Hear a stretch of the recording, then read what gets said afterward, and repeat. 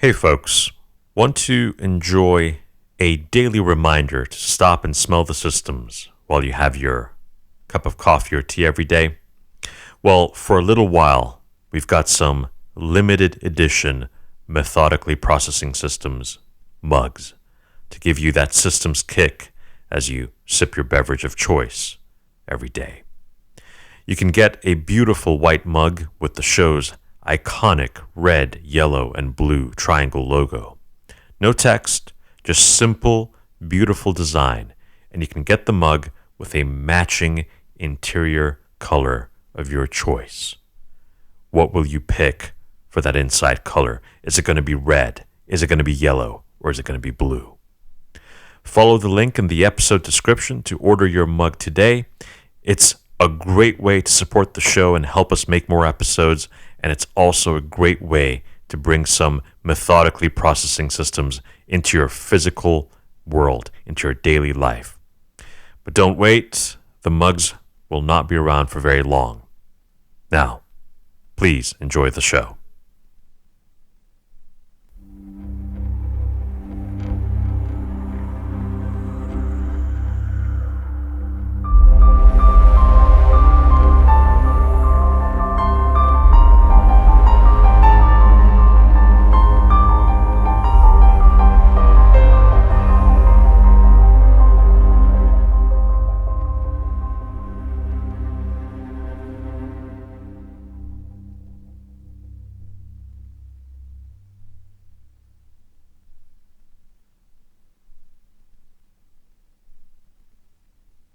What happens when you flick on a light switch? That's an easy question to answer, isn't it? Except that it isn't. What's more, if you think that it is an easy question to answer, then I would urge everyone around you to keep you away from important decisions. To understand why, we're going to go to Africa.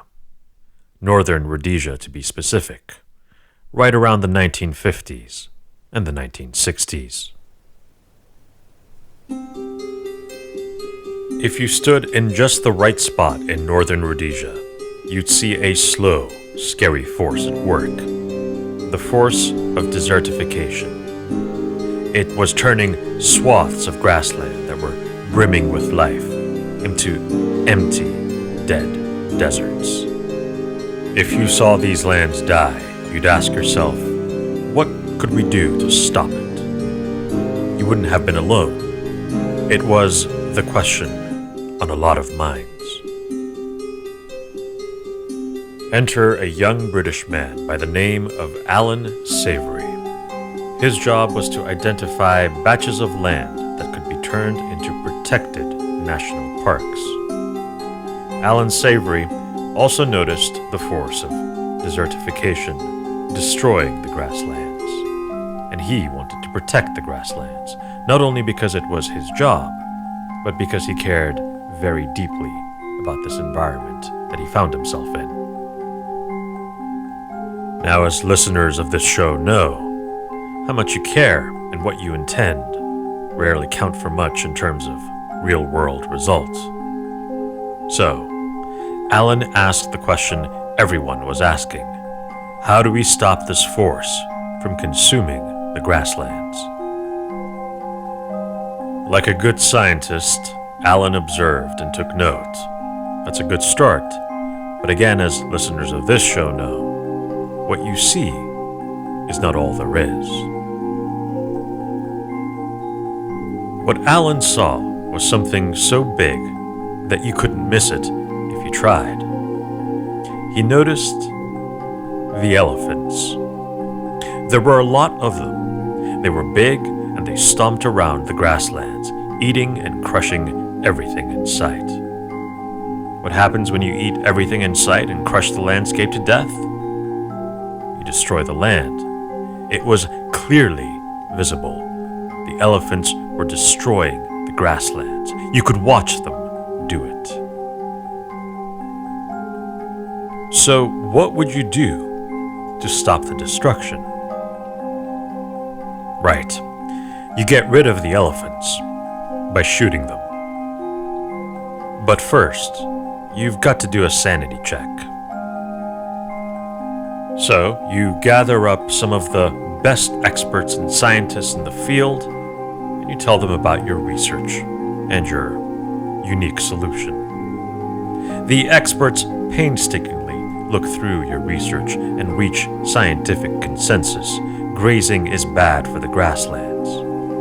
Elephants, in particular, do a lot of grazing. They're large and destructive, and culling their numbers should help slow down or even stop the desertification in the grasslands. The experts agreed and gave Alan their blessing. Good work, Alan. It's time to kill some elephants. For the next 14 years, Alan and his colleagues go around the grasslands and they shoot 40,000 elephants. Now remember, African elephants aren't some prolific and successful species to begin with. Today, there are fewer than 400,000 of them left in the world, so 40,000 is a huge proportion of their total population in all of Africa. They say the road to hell is paved with good intentions. Killing 40,000 elephants to save the grasslands sounds like it should qualify. But did it work? Did Alan Savory and his conservationist colleagues save the grasslands? Before we answer that, let's go back to our room with the light switch. I'll ask you again, what happens when you flip on the light switch? Since you've been born, you've been trained to look at cause and effect. You do something, and you observe a result. In fact, if you can't observe and appreciate the simple link between a cause and its subsequent effect, people will start to worry about you. There's just one problem. The real world doesn't work with just a simple, singular cause and effect. Instead, it's more like cause and effect, and effect, and effect, and more effect. It's even more messy because really it's more like cause, and another cause, and another cause, and another contributing cause, and more cause, and another effect, and an effect, and an effect, and an effect, and so on. When you flip on a light switch, what you immediately observe is the light bulb turning on. That's the first order effect. But things don't stop there. Let's pick up one chain along the flipping of the light switch and see for ourselves.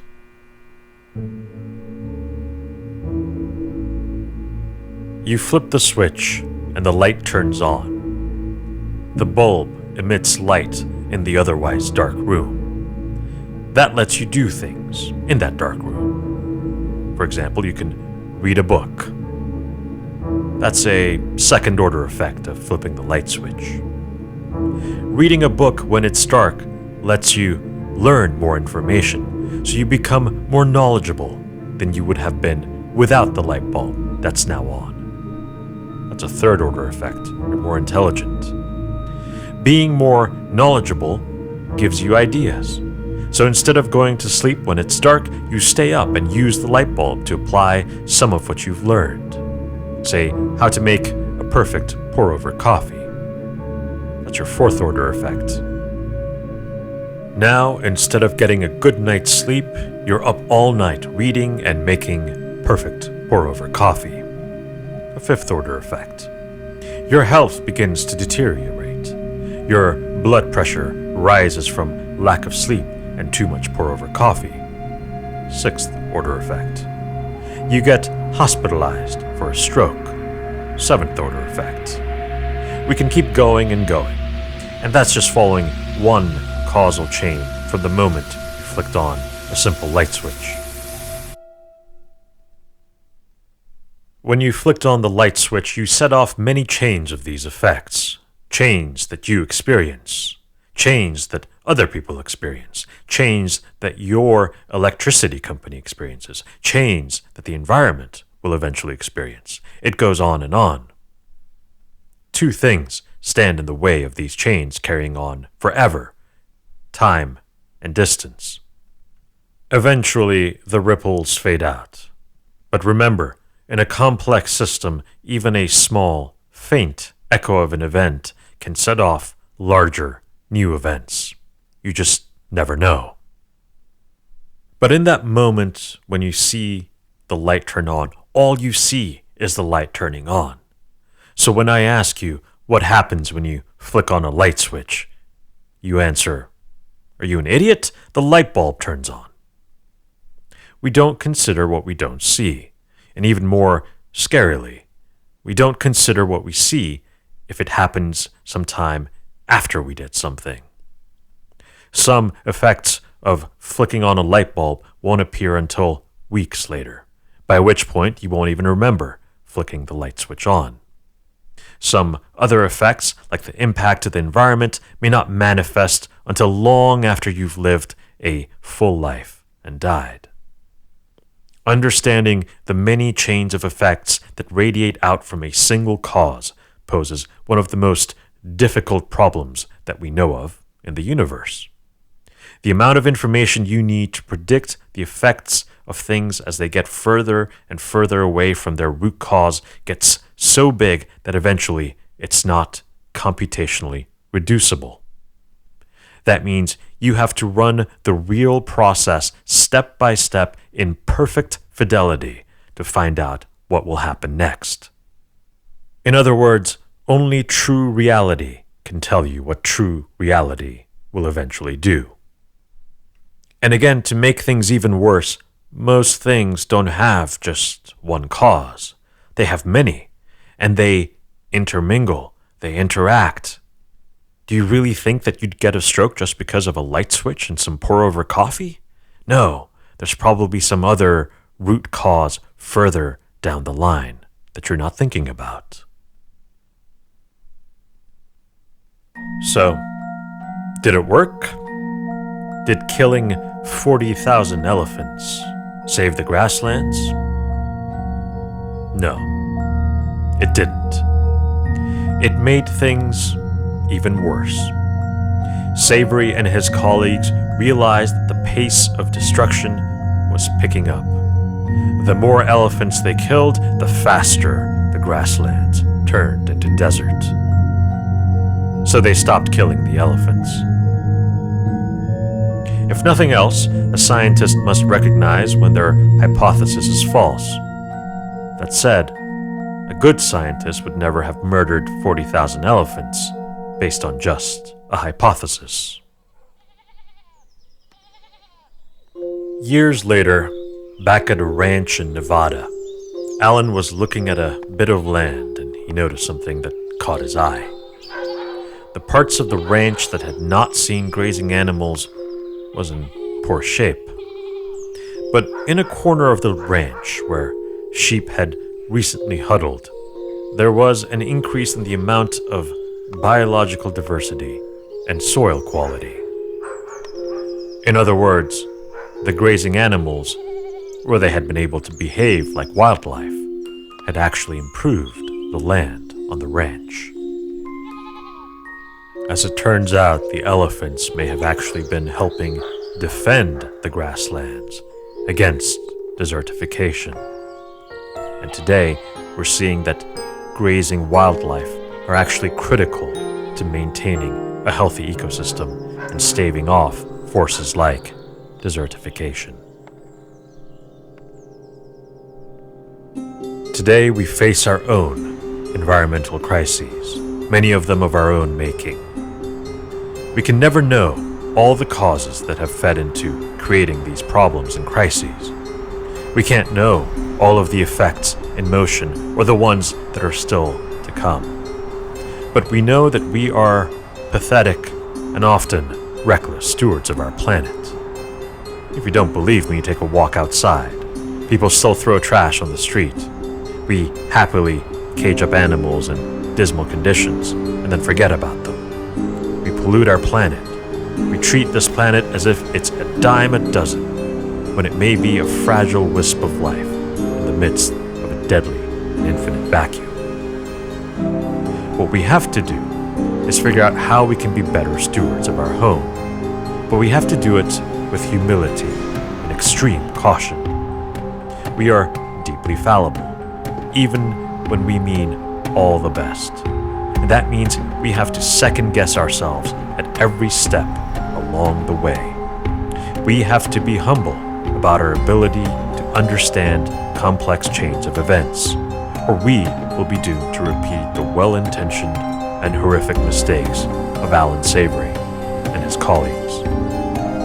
And we have to learn to think of our actions not just based on what we can see and observe, but the endless chains of cause and effect that we may never be able to fully appreciate. And that goes for things big, or even things personal and small in your own daily life.